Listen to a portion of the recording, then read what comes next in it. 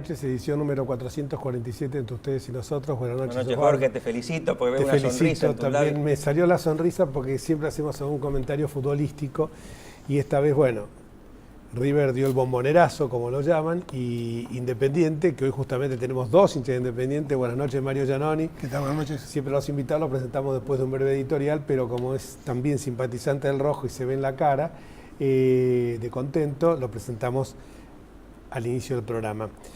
Hoy vamos a abordar dos temas. Uno que para nosotros venimos machacando sobre esto con Osvaldo hace muchísimo tiempo, es crucial para un país que quiere desarrollarse, para un país que quiere seguir creciendo en forma sustentable, sostenida, que justamente lo que decíamos siempre, que el siglo XXI es el siglo del conocimiento, y que es fundamental la educación.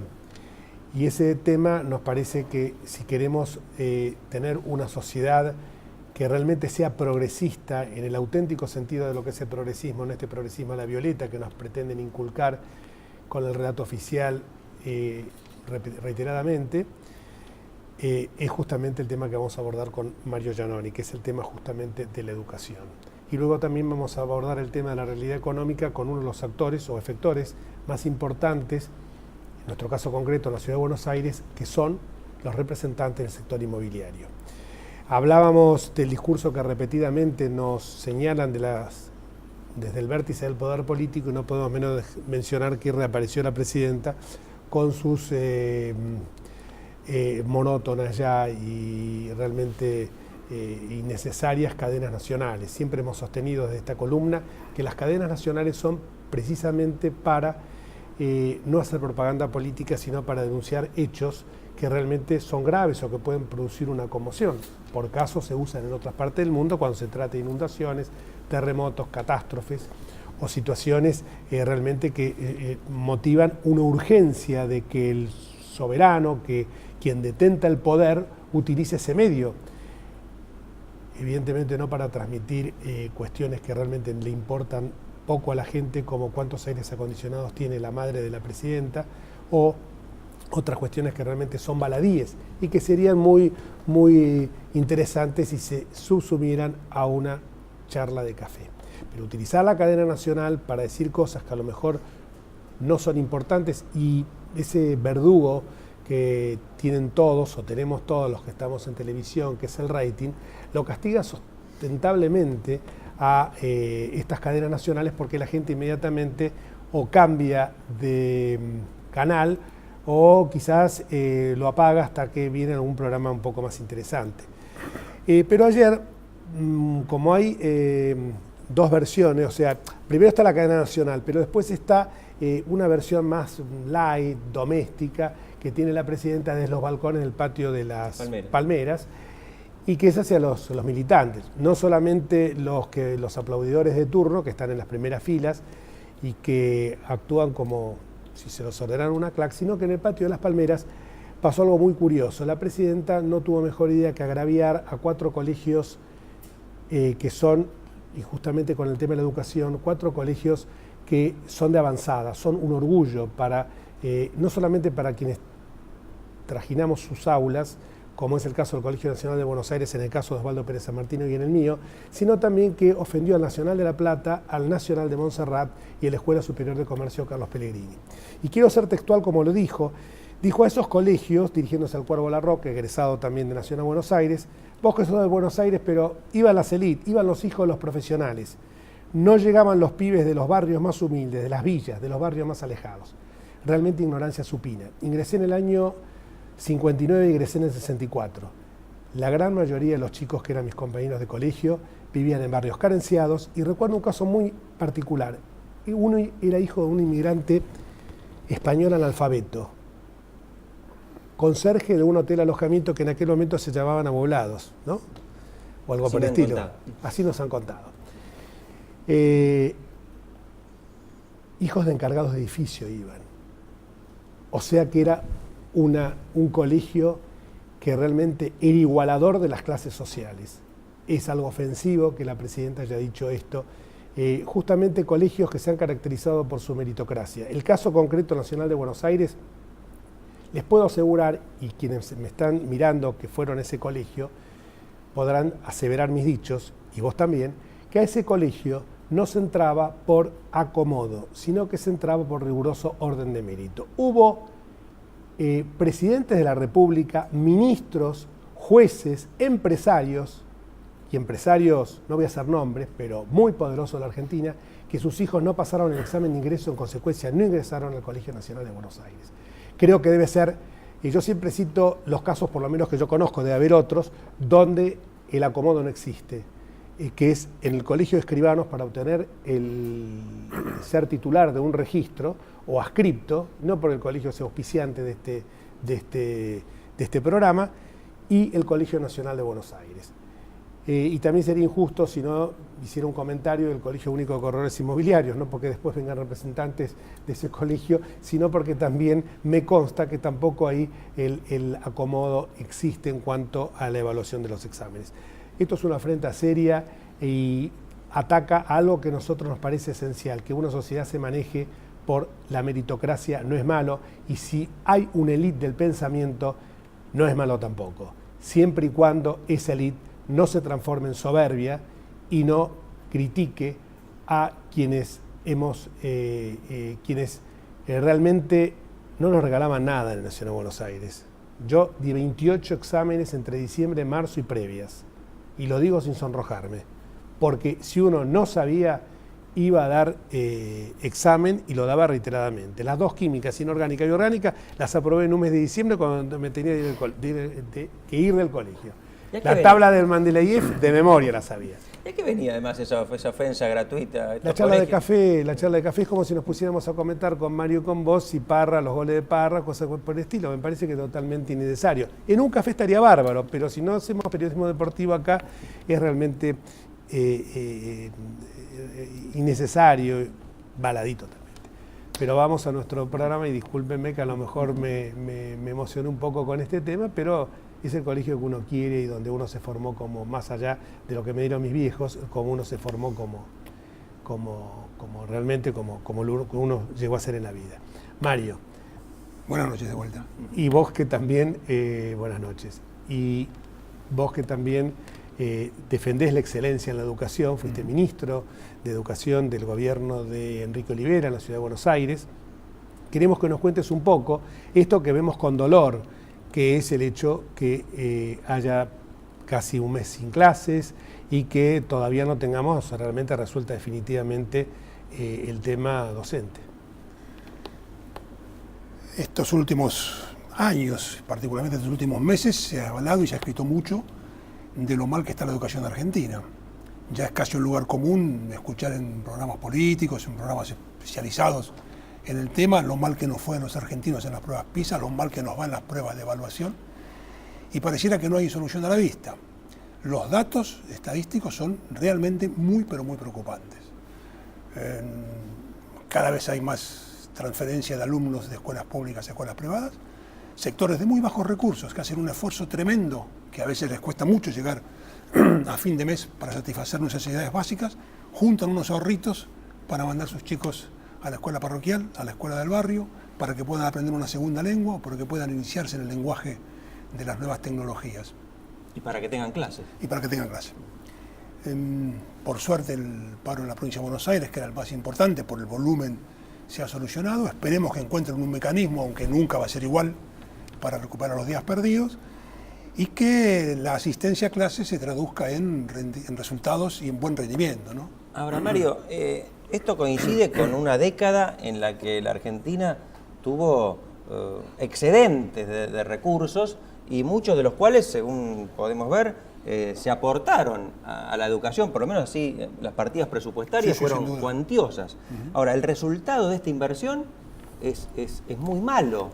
¿A qué se debe esta Hubo un crecimiento muy importante de los presupuestos educativos, hubo un crecimiento muy importante que estableció la ley de financiamiento en el 6% del PBI, se superó esa meta ya el año pasado, pero lo cierto es que los resultados no son ni de lejos los que cualquiera hubiera imaginado que podían obtenerse después de esa tamaña inversión.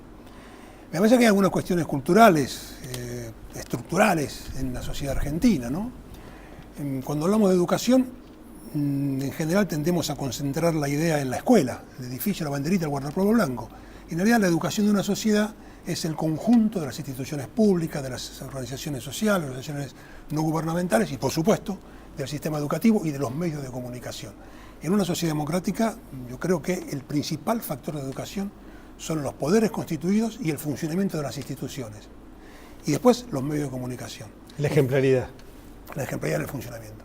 Un conjunto de virtudes republicanas en ejercicio de las funciones y en el funcionamiento de las instituciones educa bien. Y el otro caso es el de los medios de comunicación.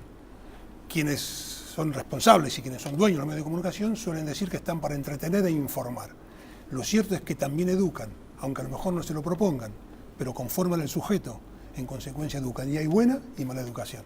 Así que hay momentos de los medios que están transmitiendo muy buena educación y momentos que están instalando valores o disvalores perniciosos para el funcionamiento social. Parece mentira porque hace poco en un estudio, creo que fue IDESA, yo leía que no solamente aumentando puntos del PBI se mejora la calidad educativa, y decían que habían experimentado bajas en el destino a educación de los puntos del PBI, Australia y Nueva Zelanda, por ejemplo, y habían crecido significativamente en los niveles educativos.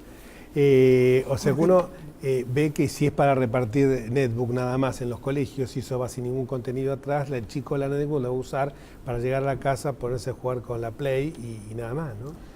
Yo tengo una expresión que es muy dura y que la verdad que es la primera vez que la voy a decir fuera de ámbitos cerrados de entre amigos o colegas que conversamos. Yo creo que la situación actual del sistema educativo argentino es tan dura que una mayor inversión sin transformaciones puede hasta ser perjudicial, porque reafirma aspectos que son muy negativos. Lo habitual es plantear, bueno, hace falta mayor capacitación docente, nadie lo puede negar. Esto debiera ser permanente y continuo, además es un reclamo de la UNESCO. Uno dice la UNESCO, es decir, de todos los países del mundo reunidos en la UNESCO, que plantean la educación continua y la educación permanente. Pero no alcanza con la capacitación de los docentes. Hace falta profundas modificaciones en lo institucional y en lo organizacional para tener un sistema mucho más moderno y mucho más democrático. Hoy nos contabas a un grupo de amigos una anécdota que me pareció asombrosa. No vamos a mencionar el nombre de quien dialogó con vos, pero una persona muy vinculada a la educación. Vos te la encontraste, le comentaban, vos le dijiste qué lástima que los chicos no estén en la escuela, y esta persona te dijo, tal vez es mejor que estén en la calle y no en la escuela, es menos peligroso. Quedé estupefacto. Sí, a mí también me sorprendió, dado quién era el interlocutor en ese momento, pero bueno, son estos indicadores que nos dicen qué mal estamos, ¿no? Gente que viene a lo mejor de una profunda tradición de defensa de la escuela pública, en un determinado momento te dice, mira, yo hoy por hoy no sé si los chicos no están mejor afuera que dentro de la escuela. ¿Cómo puede ser que estemos planteando esto? Pero tan mal está la escuela pública. Esta es la opinión de quien en ese momento conversaba conmigo, ¿no? Creo que debamos de hacerlo. Claro, de ser formadora pasó a ser contenedora, pero ahora tampoco parece que fuera contenedora, porque si está diciendo una persona vinculada con la educación, está diciendo esto... Sí, una persona que no tiene nada que ver con ideas, digamos, de derecha, ni liberales, ni privatistas. La educación no es una variable independiente. Seguro. La educación está ligada a los procesos políticos, sociales, económicos, institucionales de una sociedad. Y si uno toma los países que obtuvieron mejor puntuación en PISA, va a ver que son los países donde las instituciones funcionan mejor, donde la democracia es más evidente, donde los índices de corrupción son bajísimos. Y si toma los últimos países, o los que sacaron peor puntaje en las pruebas internacionales de educación, es exactamente lo contrario. PISA, uno repite siempre PISA, pero las siglas a qué responden. PISA es un programa internacional de evaluación de la calidad que iniciaron los países de la OCDE y que después países del mundo se fueron asociando o pidiendo también ser parte de la prueba. La Argentina lo hace todavía en forma muestral. Hay países que lo hacen en forma censal, es decir, el conjunto de la población escolar, aquí todavía lo hacemos por muestra. La Ciudad de Buenos Aires tuvo una buena iniciativa para la prueba del año pasado, donde pidió que se desagregara la información específica de la ciudad. Y obtuvo un... ¿Cómo está la Ciudad de Buenos Aires dentro del país? La ciudad es históricamente el sistema educativo de mejor rendimiento y mejor calificación en la Argentina desde hace muchos años. En nuestra gestión, acompañando al doctor de la Rúa y al doctor Olivera, de 10 pruebas nacionales que se tomaban en ese momento, Cuando nosotros iniciamos la gestión había 7 que la ciudad tenía el mejor puntaje y 3 que estaban entre el segundo y el octavo. Y en el año 2000, cuando terminamos la gestión, estaban los 10 en el primer lugar. ¿Qué parámetros se toman en eso? ¿Comprensión de textos? En general era de matemática y lengua, y después se agregaron de biología y ciencias sociales, básicamente en contenidos. En el caso de las pruebas PISA, es más una prueba que se toma a chicos de 15 años de distintos países, más en la línea de las habilidades y las capacidades no directamente vinculadas al conocimiento de un contenido específico. Pero ¿no parece paradójico como flashes que de repente aparecen, discúlpame, en los diarios, que un grupo de chicos, o chicos en forma individual, ganan Olimpiadas de Matemáticas, y después parece que estos fueran simplemente fulgores en un desierto, ¿no? Me parece, Jorge, que es muy difícil, si ustedes me preguntaran cómo está la educación argentina, yo les diría que hay más de una realidad de la Argentina y más de una realidad de la educación argentina. Hay colegios de altísimo nivel de rendimiento, tanto público como privado, que en general son los chicos que a nivel internacional obtienen muy buenos resultados, y hay colegios públicos y privados que tienen muy malos resultados de aprendizaje. Yo estuve 3 años y medio dirigiendo la Casa Argentina en París, en la ciudad universitaria.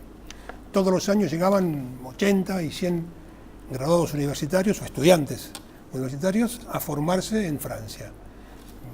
Yo tenía entrevistas con cierta frecuencia con todos ellos. Y una pregunta sistemática que les formulaba era cómo se sienten ustedes en relación a sus otros compañeros de Francia o de otros lugares del mundo. En general se sentían muy bien, muy a gusto, muy en el nivel o inclusive a veces superando. Y los médicos argentinos tenían un excelente nombre y prestigio en los estudiantes que iban a perfeccionarse, los graduados en medicina a perfeccionarse, un excelente prestigio entre los hospitales parisinos. Bueno, esta es una realidad de la Argentina. Otra realidad es la de los chicos que fracasan en la escuela, y otra aún peor, más allá de la expresión que comentamos hace un rato, de quienes ni siquiera pueden llegar a la escuela o son los famosos nini que ni estudian ni trabajan entre 18 y 24 años, ¿no? Muchísimas gracias, Mario. Muy claro el panorama. Fue un gusto. Y esperemos que en algún momento esta situación se revierta, ¿no? Seguramente, sí, me parece que la educación no es un tema para dejar en manos del ministro de Educación. No me refiero a cualquier ministro de la Educación. No es un problema en el Ministerio de Educación. Es una responsabilidad del conjunto del Estado. Tomando la frase de Clemenceau, es demasiado importante como para dejar la mano de los educadores. De los educadores, parafraseando. Vamos a una pausa y cuando volvamos, representante del sector inmobiliario.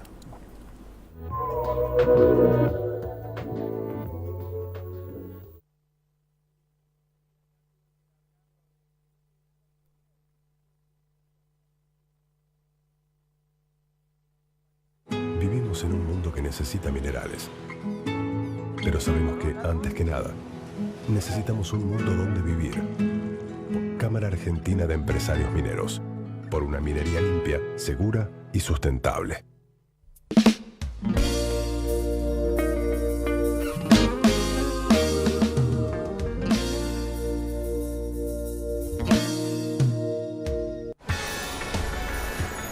¿Sabías que podés hacerte controles de salud gratuitos en los hospitales públicos de la ciudad y en cualquiera de los centros de salud y acción comunitaria que están en los barrios? En la ciudad, la salud es prioridad. Por eso es pública, gratuita y de calidad. Buenos Aires Ciudad. En todo estás vos.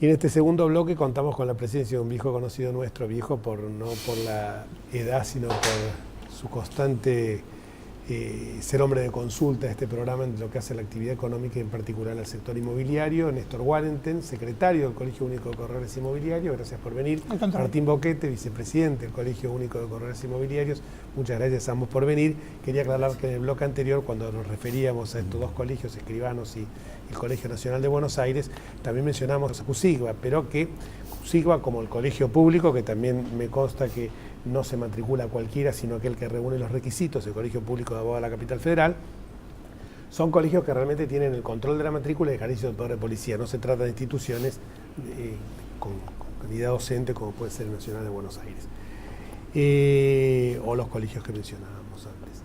Lo que le quería preguntar a ambos es cómo está hoy el sector inmobiliario, por esto, ya que las caras se enfocaron a caras de Néstor Wallen, te lo dijo todo.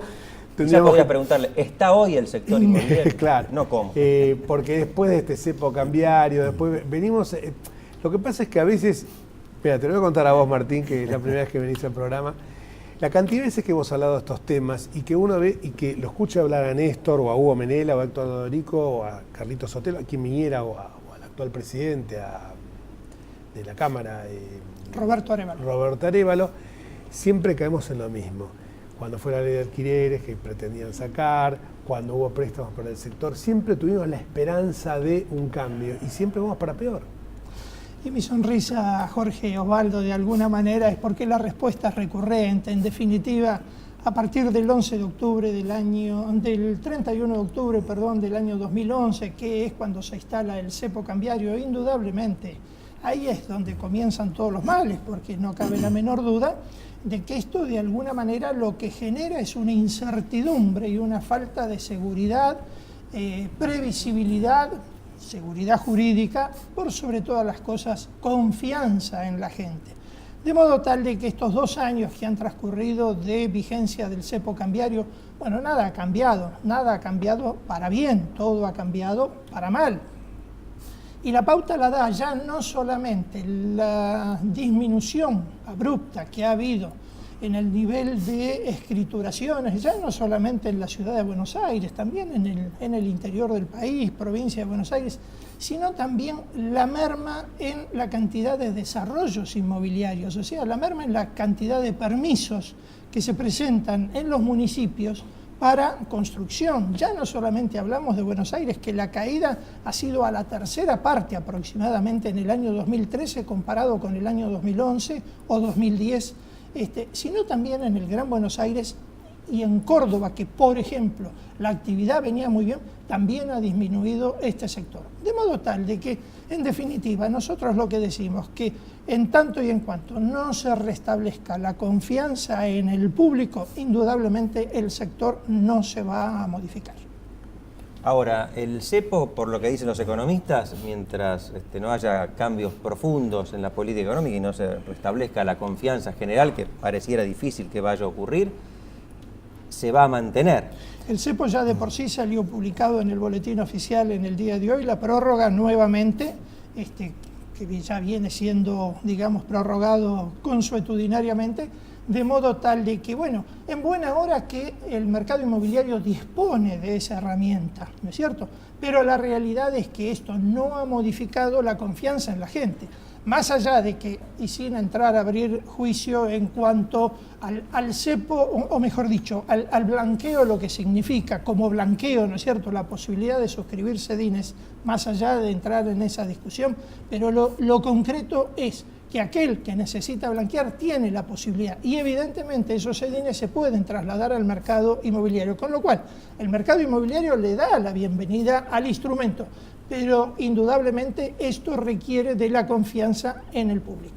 De la confianza, Martín, también, y de que las operaciones inmobiliarias, los por escribanos, que muchas veces para hacer una operación con sedines se tienen que pasar el corredor inmobiliario, las partes y el escribano casi todo un día dentro del banco, ¿no?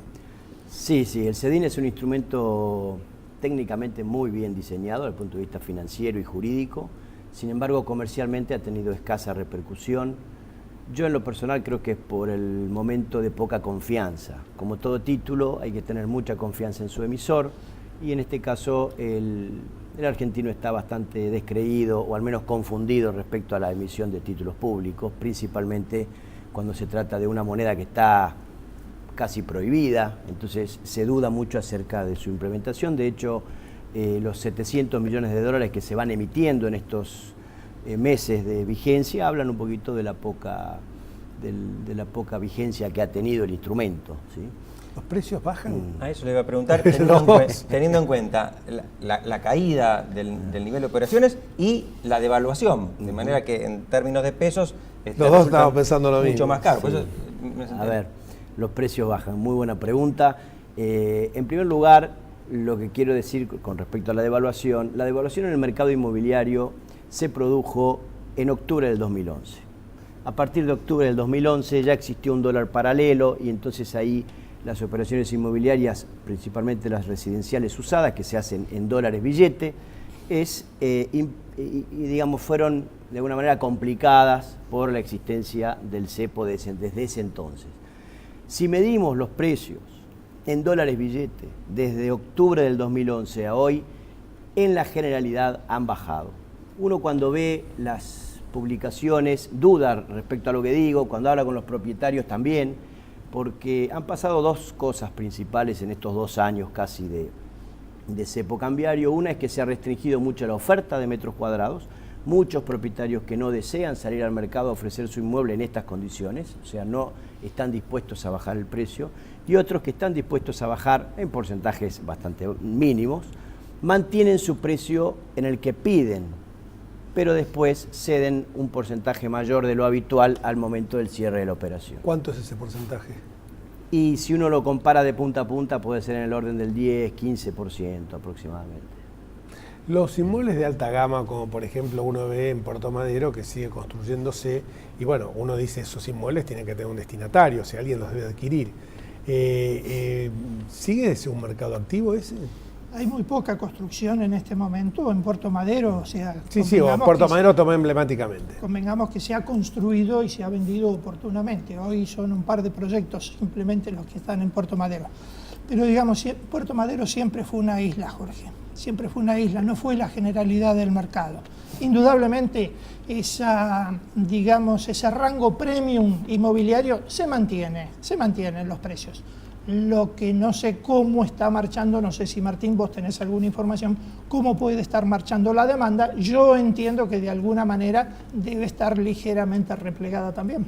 Sí, la demanda inmobiliaria, generalmente, principalmente de residencial, uno podría separarla en que hay una demanda genuina respecto a gente que compra para ser consumidor final del metro cuadrado, y hay una demanda más especulativa o más de que busca proteger su patrimonio, que es el inversor. Claro. El inversor es el que ha decaído mucho su demanda, y también ha caído bastante la demanda del consumidor final, pero un poco menos, porque aquel que se necesita agrandar o achicar sabe que compra y vende a valores, digamos, similares. Entonces el mercado de alguna manera le permite compensar una baja o una suba, ¿no? ¿Y el mercado de alquileres cómo está en cuanto a precios, en cuanto a actividad? Dinámico, acompañando el nivel inflacionario, pero lógicamente también, Osvaldo, con un techo que son los salarios. Indudablemente los alquileres no pueden superar las posibilidades salariales, porque si no el locador se queda sin posibilidad de colocar su mercadería. Y tener una mercadería ociosa es muy cara, expensas, impuestos, servicios,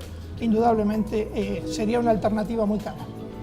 Muchísimas gracias Martín, muchísimas gracias Néstor, y espero que la próxima vez que nos encontremos, si Dios quiere, en el programa no pongamos esa cara los 4, sino que bueno, terminemos así, con una sonrisa. Muchísimas gracias. No, gracias. Faltaba vos, Martín. Y nosotros nos vamos hasta el próximo martes, si Dios quiere. Chau.